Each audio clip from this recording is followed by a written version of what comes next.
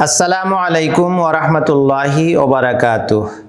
আলহামদুলিল্লাহি রাব্বিল আলামিন ওয়াসসালাতু ওয়াসসালামু আলা রাসূলিহি মুহাম্মদ ওয়া আলা আলিহি ওয়া সাহবিহি আজমাইন, আম্মা বাদ।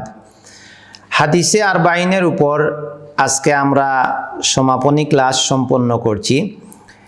এখানে আমরা 42টি হাদিসের উপর 40টি ক্লাস সম্পন্ন করেছি। তো হাদিসে আরবাইন ইতিমধ্যে যারা পড়েছেন বা পড়বেন তারা বুঝতে পারবেন যে এই হাদিসে আরবাইনে যে হাদিসগুলো ইমাম নববী রহমতুল্লাহ আলাইহি নির্বাচন করে এনেছেন, এই হাদিসগুলো কতটা অর্থবহ এবং কতটা গুরুত্বপূর্ণ। এই হাদিসগুলোর মধ্যে ঈমান, আকিদা, আখলাক, মুআমালা, মুসলিমদের মধ্যে পরস্পর ভ্রাতৃত্ব, একে অপরের হক, আল্লাহর হক, বান্দার হক, বান্দার প্রতি আল্লাহর করুণা, দয়া ও ক্ষমার বিশালতা, এই বিষয়গুলো নিয়ে মূলত এই হাদিসগুলোতে আলোচনা করা হয়েছে। এই হাদিসগুলো এমন এক পর্যায়ের হাদিস যে এই হাদিসগুলো মানুষকে মূলত নৈতিক শিক্ষা প্রদান করে। আমাদের সমাজে অনেক শিক্ষিত মানুষ আছেন, কিন্তু শিক্ষিত হয়েও তারা অন্যায় করেন, অপরাধ করেন, নীতি বিরোধী কাজ করেন। এর কারণ হচ্ছে এই শিক্ষার সাথে নৈতিকতা যোগ হয়নি, নৈতিক শিক্ষার প্রশিক্ষণ তারা লাভ করেননি।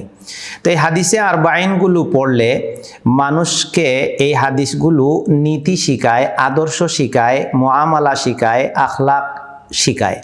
আমাদের সমাজে আমরা দেখেছি অনেক মানুষ শিক্ষিত হয়েও তারা অন্যায় অপরাধে লিপ্ত থাকেন, অনৈতিক কাজ করেন।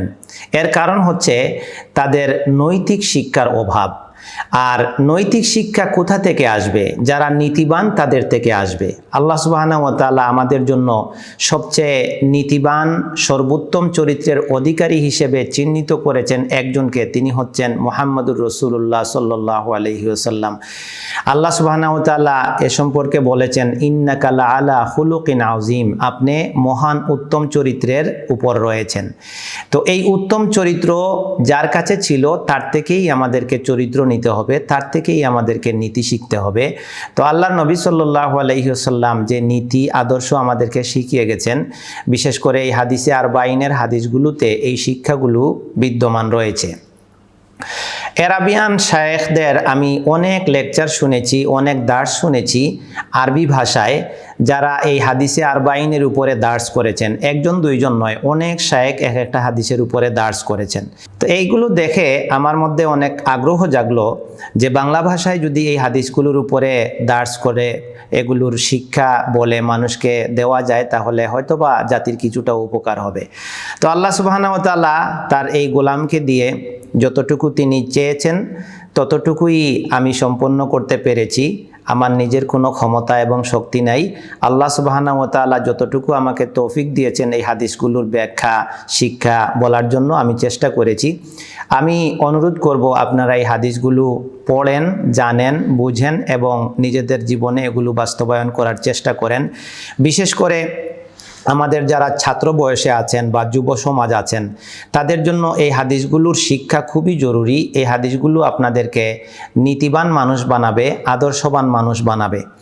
তো এই হাদিসে আরবাইনের উপর অনেক বই পুস্তক আছে। আরবি ভাষায় বইয়ের অভাব নাই, সরা বা ব্যাখ্যা সহ আরবি ভাষায় এটার উপরে বই পুস্তক পাওয়া যায়, কিতাবাদি পাওয়া যায়। তো বাংলা ভাষায় আমি এসো হাদিস শিখি নামে একটা হাদিসের উপরে বই রচনা করেছি।